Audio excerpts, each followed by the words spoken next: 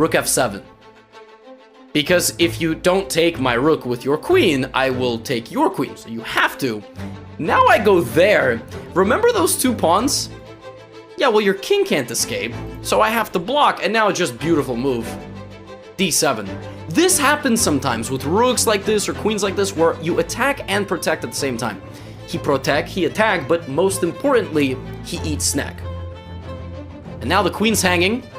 And this queen is defended, so black has to go king f7. Black could also theoretically take and allow a new queen and go king f7, but now we have this, queen b7, rook e7, pawn to c6. Look at that. He offers another queen for sacrifice. That's a promotion and the sacrifice of a new queen, because both of these pieces cannot protect the promotion of the pawn. If I asked you in this position, what is white's biggest asset? If you said the queen, you would be naive. It's not the queen, because a queen cannot win a battle against these three pieces. It's the pawn.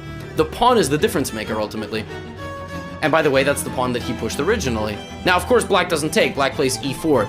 The idea of e4 is that you want to bring your bishop to stop the pawn from moving forward.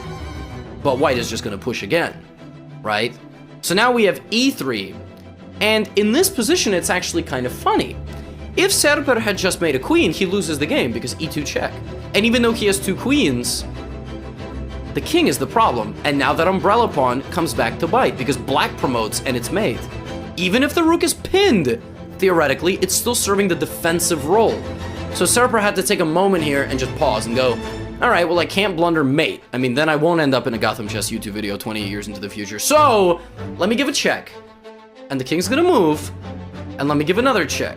And think, and now he sacrifices his next queen. And ladies and gentlemen, the third queen appears for white.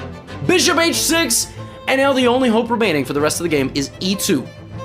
And some sort of promotion, and Serper plays check, check, to get the king on the right kind of complex that he needs.